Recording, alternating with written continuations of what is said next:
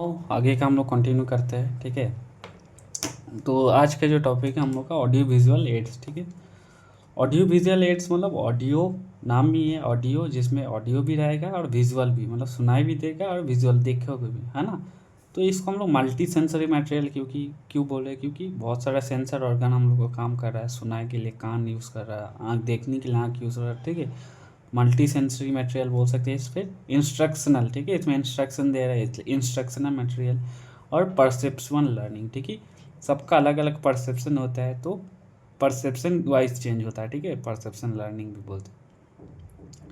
तो audio visual ads का अगर डेफिनेशन देखना तो इजीली तो ही ऑडियो विजुअल, जिसमें ऑडियो प्लस विजुअल दोनों होता है। और डेल क्या है, डेल इसके एक डेफिनेशन दिया था, ऑल मटेरियल्स, ठीक है, जो कि क्लासरूम में यूज़ होता है या फिर अदर टीचिंग सिचुएशन में यूज़ होता है to facilitate the help the understanding of the written of spoken words. ठीक है, रिटेन और स्पोकन वर्ड्स का अंडरस्टैंडिंग को और अच्छे से फैसिलिटेट करने के लिए जो मटेरियल्स यूज़ होता है, ठीक है, उसको हम लोग बोलते हैं ऑडियो विजुअल एड्स। ठीक है, it is based on the perception of the farmer. ठीक है, तो ऑडियो विजुअल एड्स हम लोग कैसे सिलेक्ट करेंगे, on the basis of perception of the farmer. ठीक है, कुछ फार्मर है, ठीक है, बस देखने से ही उसका हो जाता है, तो उसके लिए हम लोग चार्ट यूज़ कर लेंगे। ठीक है, कुछ होता है सिर्फ देखने से, उसको सुनाई भी चाहिए, है ना, वीडियो चाहिए उसको। ठीक है, तो उसके लिए हम लोग वीडियो यूज़ करेंगे। तो परसेप्शन क्या है फार्मर का, उस हिसाब से हम लोग ऑडियो विजुअल एड्स यूज़ करेंगे। ठीक है, अब आता है characteristic of audio visual aids. ठीक है, तो ऑडियो विजुअल एड्स जो है are only to assist not to replace. ठीक है, ये असिस्ट करने के लिए, ऐसा नहीं कि रिप्लेस ही कर देगा, नॉर्मल जो पढ़ाई लिखाई है उसको रिप्लेस कर देंगे, नहीं, उसको और हेल्प करने के लिए। ठीक है, एम्फेसिस और नॉन वर्बल एक्सपीरियंस, जैसे नॉन वर्बल एक्सपीरियंस जो है, ठीक है, सुनाई देना है, ठीक है, वर्बल मतलब देखना हो गया। ठीक है, तो नॉन वर्बल जो एक्सपीरियंस है उसको और उसमें और जोड़ देता है। ठीक है, एम्फेसिस करता है। ठीक है, इट इन्वॉल्व्स मेनी सेंसेस। ठीक है, जैसे सीइंग, हेयरिंग, ठीक है, और बहुत सारे सेंसेस को इन्वॉल्व करता है। Inclusion of audio visual aids are not fundamental. ठीक है, ऐसा कोई ज़रूरी नहीं कि तुमको ऑडियो विजुअल एड्स इंक्लूड करना ही पड़ेगा। ठीक है, उसके बिना भी टीचिंग लर्निंग हो सकता है, लेकिन ये करोगे तो और अच्छे से होगा। ठीक है, अब आते हैं हास एंड परकर 1964 में बोला था कि हमारा जो लर्निंग है थ्रू वेरियस सेंसेस होता है। ठीक है, सिर्फ सुनाई मतलब सिर्फ पढ़ने से नहीं होता, सिर्फ दिखने से नहीं होता। ठीक है, तो टू वेरियस सेंसेस होता है। जैसे दिखने से हम लोग 87% पढ़ाई होता है, लर्निंग होता है। ठीक है, दिख बाई साइट, ठीक है, बाई हेयरिंग, सुनने से 7% होता है, स्मेल से 3.5% होता है, टच से 1.5 होता है और टेस्ट से 1%। ठीक है, तो थ्रू वेरियस सेंसेस हम लोग का लर्निंग टेक्स प्लेस होता है। ठीक है, अब आता है classification of audio visual aids. ठीक है, उसका अकॉर्डिंग टू एवोल्यूशन। ठीक है, कैसे ऑडियो विजुअल एड्स आया, ठीक है, एवोल्यूशन कैसे कैसे हुआ। ठीक है, सबसे पहले फर्स्ट जनरेशन, ठीक है, उसमें क्या है, हैंडमेड जो टीचर लोग हैंडमेड हाथ से अपना चार्ट वगैरह बनाता था, ग्राफ वगैरह बनाता था। ठीक है, written material, hand written material फिर टंगा के पढ़ाता था। तो ये फर्स्ट जनरेशन। सेकेंड जनरेशन मतलब आप प्रिंट करने लग गए टेक्स्ट को, इलस्ट्रेटेड, ठीक है, मतलब इलस्ट्रेटेड मतलब कलर वगैरह करके डिज़ाइन बना दिया टेक्स्ट में, है ना। प्रिंटेड ग्राफिक्स हो गया, वर्क बुक्स हो गया। ठीक है, वर्क बुक्स जैसा हम लोग का बचपन में सॉल्व करते थे। ठीक है, उसके बाद third generation media. Third generation media क्या हो गया, इसमें फोटोग्राफ्स यूज़ करने लगे हम लोग, स्लाइड्स यूज़ करने लगे। ठीक है, फिल्म्स यूज़ करने लगे, रेडियो यूज़ करने लगे। ठीक है, रिकॉर्डिंग यूज़ करने लगे। ये हो गया थर्ड जनरेशन। और फोर्थ जनरेशन मीडिया मतलब टेलीविज़न हो गया, प्रोग्राम इंस्ट्रक्शन, है ना, प्रोग्राम बना दिया कि ऐसे करोगे, फिर इसके बाद ये आएगा। ठीक है, लैंग्वेज लेबोरेटरी बना दिया। ठीक है, इलेक्ट्रॉनिक डिजिटल कंप्यूटर, ये हो गया फोर्थ जनरेशन मीडिया। ठीक है, आप आता है अकॉर्डिंग टू सेंसेस इन्वॉल्व, कौन सा सेंस इन्वॉल्व है, ठीक है, तुम्हारा, तो उस हिसाब से ऑडियो विजुअल एड्स का कैसे क्लासीफाई किया है। सबसे पहले ऑडियो एड्स मतलब जिसमें सिर्फ सुनाई देगा, ऑडियो है ना, जैसे रेडियो टॉक्स हो गया, टेप रिकॉर्डिंग हो गया, डिस्क रिकॉर्डिंग हो गया। ठीक है, ऑडियो विजुअल मतलब हेयर प्लस सी, ठीक है, मोशन पिक्चर्स हो गया, video recording, telecast, radio vision, ये सब हो गया। विजुअल एड्स मतलब दिखाई दे रहा है ना। तो इसमें दो टाइप का हो गया, एक हो गया प्रोजेक्टेड, ठीक है, जिसमें प्रोजेक्शन करते हैं हम लोग, मशीन चाहिए इसके लिए। ठीक है, प्रोजेक्शन कैसे करते हैं, मशीन के थ्रू करते हैं। फिल्म्स हो गया, स्लाइड्स हो गया, फिल्म स्ट्रिप्स हो गया, ओपेक मटेरियल हो गया। ठीक है, उसके बाद आ गया नॉन प्रोजेक्टेड। नॉन प्रोजेक्टेड मतलब जिसमें मशीन का जरूरत नहीं। ठीक है, इसमें क्या क्या हो सकता है, प्रेजेंटेशन मतलब क्या क्या आ सकता है प्रेजेंटेशन में, फ्लैश कार्ड आ गया। ठीक है, फ्लैनेल ग्राफ्स हो गया, चार्ट्स आ गया, फ्लिप बुक्स ना, फ्लिप करके बुक्स, डिस्प्ले डिस्प्ले में क्या क्या आ सकता है, डिस्प्ले करता है हम लोग बुलेटिन बोर्ड्स, ठीक है, वॉल चार्ट्स, पोस्टर्स, फोटोग्राफ, ये सब डिस्प्ले करता है हम लोग। लिटरेचर मतलब बुक टाइप हो गया, इलस्ट्रेटर, लिपलेट्स हो गया, कॉमिक्स हो गया, मॉडल्स हो गया। ऑब्जेक्ट्स में क्या क्या आ जाएगा, मॉडल्स हो गया, सैम्पल्स हो गया, ठीक है, रियल ऑब्जेक्ट हो गया, ठीक है, ये सब हो गया, ठीक है। ये सब सिर्फ दिखने से होता है, ठीक है। अब आते हैं according to contribution of learning, वो लर्निंग में कितना कंट्रीब्यूशन दे रहा है, उससे तुम कितना सीख रहे हो, ठीक है। उसके पहले ये बोलता है डेल कॉन एक्सपीरियंस, ठीक है, ये वाला डेल कॉन एक्सपीरियंस बोलते हैं इसको, ठीक है।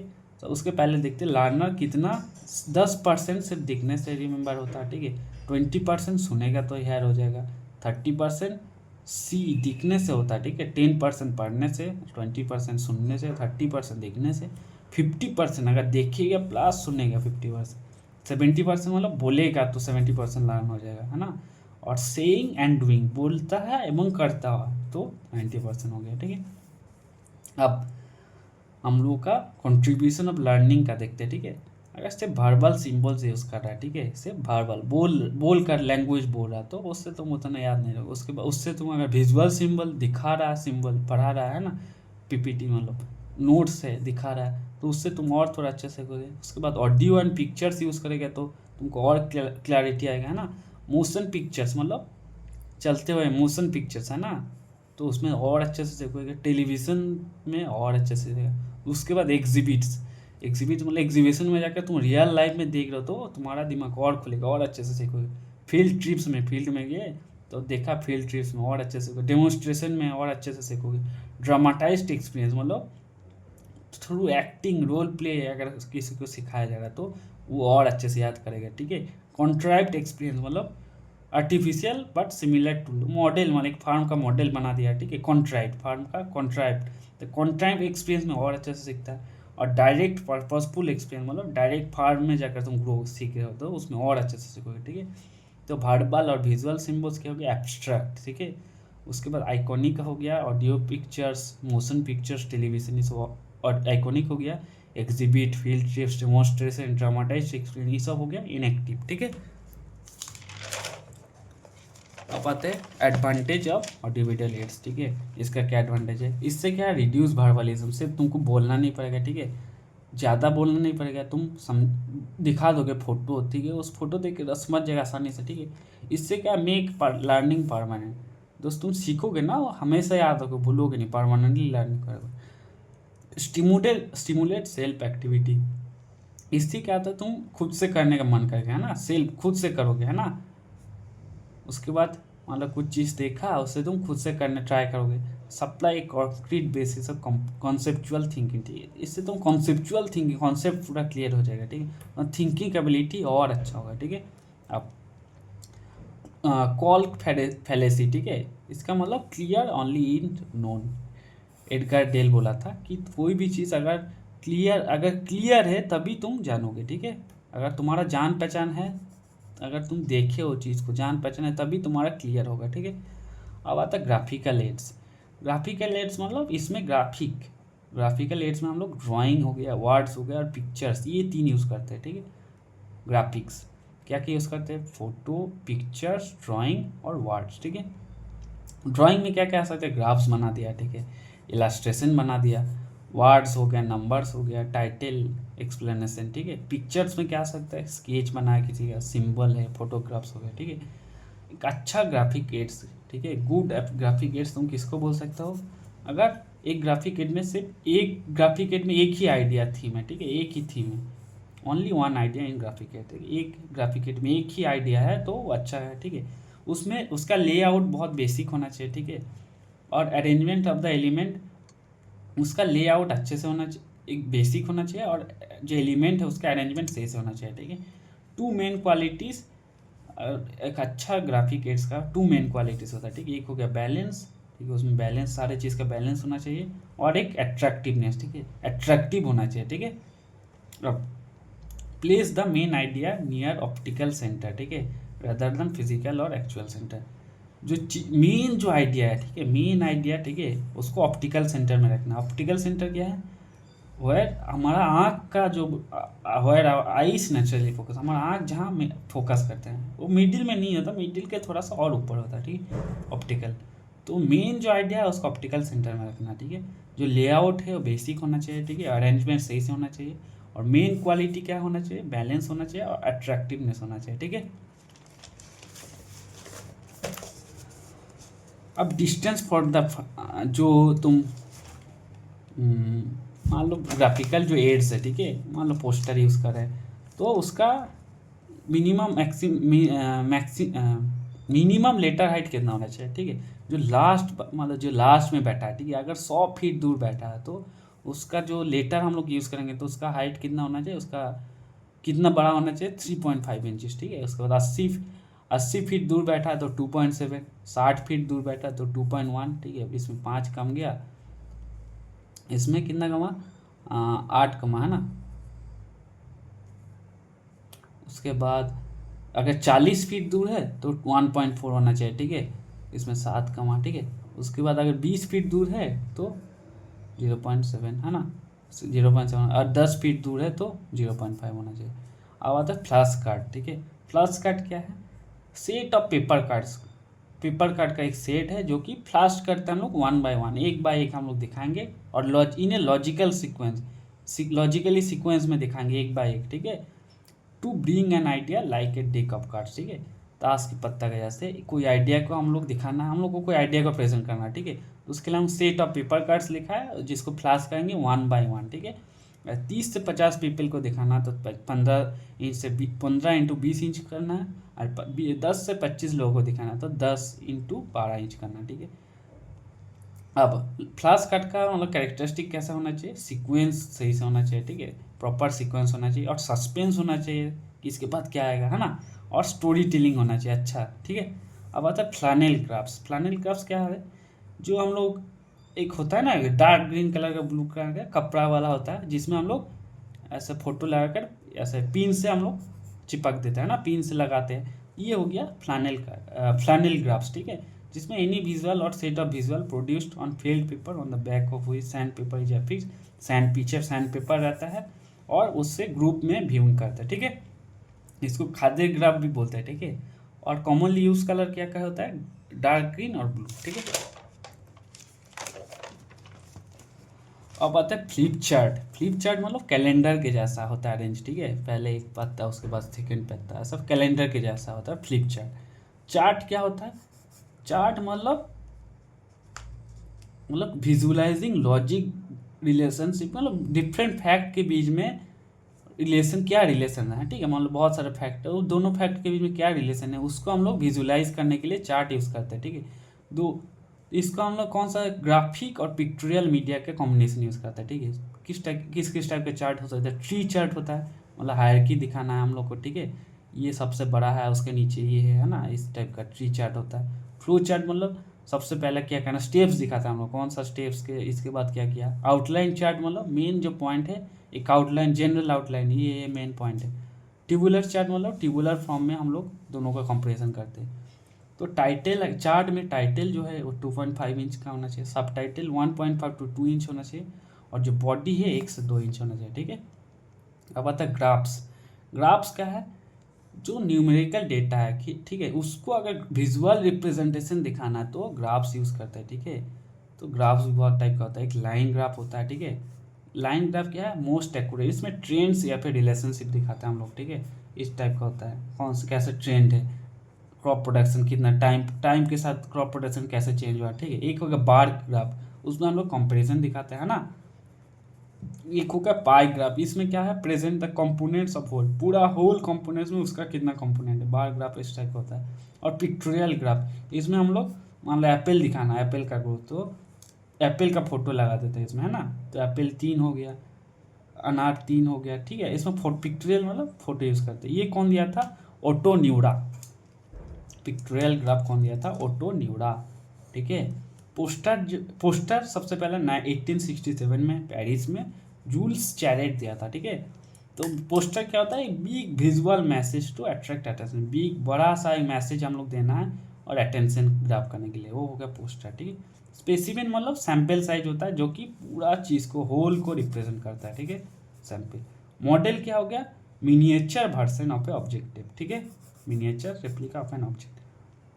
डायरामा क्या हो गया, डायरामा मतलब जैसे हम लोग मॉडल नहीं बनाता कि पीछे पीछे उसका सिनारी बना दिया और अंदर फिश बना, मॉडल है ना। एक्वेरियम जो होता है, एक्वेरियम मान के चलो, ठीक है। पीछे जो स्पेसिमेन है मॉडल रहेगा, ठीक है, और पीछे पेंटिंग रहेगा, ठीक है। तो और पूरा ओरिजिनल जैसा लगेगा, सीनिक रिप्रेजेंटेशन। अब आता है प्रोजेक्ट रेट्स, ठीक है। मान लो अब मुझे प्रोजेक्शन में प्रोजेक्ट करना है कोई भी चीज़, ठीक है, प्रोजेक्शन में, ठीक है। तो प्रोजेक्ट रेट्स में क्या क्या आता है, तो प्रोजेक्शन सिस्टम 3 टाइप का मेनली होता है, ठीक है। सबसे पहले डायरेक्ट हो गया, ये मोस्ट कॉमनली यूज होता है। इसमें क्या आता है, प्रोजेक्शन बल्ब होता है, ठीक है। बल्ब से प्रोजेक्शन जाता है। कंडेंसर लेंस, जितना लाइट है उसको कंडेंस करके फोकस करते हैं, ठीक है। मटेरियल मतलब जो मुझे प्रोजेक्ट करना है मटेरियल रहेगा। फिर ऑब्जेक्टिव लेंस, ऑब्जेक्टिव लेंस मतलब मटेरियल को कलेक्ट करके फोकस करेगा, ठीक है, ऑब्जेक्टिव लेंस। और लास्ट में होता है स्क्रीन। तो सबसे पहले बल्ब रहेगा, बल्ब से जाएगा कंडेंसर लेंस, फिर मटेरियल, फिर ऑब्जेक्टिव लेंस, फिर स्क्रीन, ठीक है। इसमें मिनिमम लाइट लॉस होता है। उसके बाद इनडायरेक्ट प्रोजेक्शन, डायरेक्टली हम प्रोजेक्ट नहीं करते। इसमें एक मिरर रहेगा, ठीक है। बल्ब से कंडेंसर लेंस में जाएगा, फिर मिरर में जाएगा, मिरर से फिर से कंडेंसर लेंस में जाएगा, फिर मटेरियल पे जाएगा, फिर ऑब्जेक्टिव लेंस पे जाएगा, फिर मिरर पे जाएगा, फिर स्क्रीन पे जाएगा, ठीक है। इसमें डायरेक्ट नहीं होता, थ्रू ए मिरर होता है, ठीक है। वेल लाइटेड रूम में हम लोग यूज़ कर सकते हैं। अब है रिफ्लेक्टेड प्रोजेक्शन। रिफ्लेक्टिव प्रोजेक्शन मतलब through which light can not pass, ठीक है। जैसे मैं एक बुक रखा हूँ, ठीक है, तो लाइट आएगा, ठीक, इसके थ्रू पास नहीं करेगा, इससे रिफ्लेक्ट होकर फिर जाएगा मिरर में, फिर जाएगा प्रोजेक्शन में, ठीक है। तो instead of condenser lens a series of mirrors are used, बहुत सारे मिरर यूज़ करता है, ठीक है। और डार्कन रूम में ये, इसके लिए डार्क रूम चाहिए, ठीक है। लाइट रूम मतलब जिस रूम में लाइट है उसमें नहीं होता, रूम को अंधेरा करना पड़ेगा, ठीक है। और इसके अलावा भी बहुत सारे प्रोजेक्शन है, जैसे मल्टी स्क्रीन प्रोजेक्शन, एक साथ 2-3 इमेज मुझे शो करना है तो मल्टी स्क्रीन प्रोजेक्शन हो गया। स्टीरियो प्रोजेक्शन मतलब 3D मतलब 2D मतलब 3D मटेरियल्स तुमको दिखाना है, 3D टाइप दिखाना, तो हो गया स्टीरियो प्रोजेक्शन, ठीक है। और माइक्रो फीची या फिर माइक्रो फिल्म, फीची या फिल्म को हम लोग क्या बोलते हैं, स्टोरेज, ठीक है। तो एक स्टोरेज मतलब छोटा सा स्टोरेज में सब कुछ स्टोर करके रखा हो, ठीक है। फिर मैं डिस्ट्रीब्यूट कर रहा हूँ, जब मुझे ज़रूरत पड़ा तो मैं डिस्ट्रीब्यूट करूँगा और इन्फॉर्मेशन को, ठीक है। तो माइक्रोफीच या माइक्रोफिल्म मतलब एक स्टोरेज फॉर्म, ठीक है। अब आता है प्रोजेक्ट स्क्रीन, ठीक है। प्रोजेक्ट स्क्रीन मतलब प्रोजेक्शन में करना है, ठीक है। आप उसके लिए स्क्रीन कैसे कैसे हो सकता है, ठीक है। एक होता है बीडेड स्क्रीन, ठीक है। बीडेड स्क्रीन मतलब ये सबसे ज़्यादा यूज़ करता है, ठीक है। और बीडेड मतलब bright but narrow, bright but narrow, ठीक है। ये जो है बेटर रिफ्लेक्टिंग सरफेस, ये बहुत ब्राइट होता है, ठीक है। लेकिन इसका जो व्यूइंग एंगल है ना बहुत छोटा होता है, 20 डिग्री है ना, मतलब बहुत कम लोग देख पाएगा। सामने का जितना लोग है वही लोग देख पाएगा, ठीक है। इस साइड वाला कोना में जो बैठा है वो लोग नहीं देख पाएगा, ठीक है। तो लॉन्ग नैरो रूम में, लॉन्ग नैरो रूम के लिए ठीक है, ठीक है, बीडेड स्क्रीन। मैट स्क्रीन मतलब मैट फिनिश बोलता है ना, तो स्मूथ है पूरा, मैट फिनिश मतलब स्मूथ है, वाइट सरफेस है, ठीक है। इसका जो स्क्रीन है वाइट है, ठीक है, 30 डिग्री रिफ्लेक्शन है, ठीक है, इससे थोड़ा ज़्यादा है। एल्यूमिनियम और सिल्वर, सिल्वर मतलब स्पेशल इफेक्ट आता है, सिल्वर मतलब इसमें 3D, अगर तुमको 3D चीज़ दिखाना तो उसके लिए चाहिए तुमको एल्यूमिनियम और सिल्वर स्क्रीन। अगर कलर स्लाइड्स दिखाना अच्छा है मतलब बहुत कलर है तो एल्यूमिनियम या सिल्वर स्क्रीन लेना, ठीक है। उसके बाद लेंटिकुलर स्क्रीन, लेंटिकुलर मतलब एल मतलब लाइट फ्रेंडली, ठीक है। मतलब जो रूम में तुम डार्क नहीं कर सकते हो, ठीक है, लेकिन प्रोजेक्ट करना तो उसके लिए वाला लेंटिकुलर स्क्रीन है, ठीक है।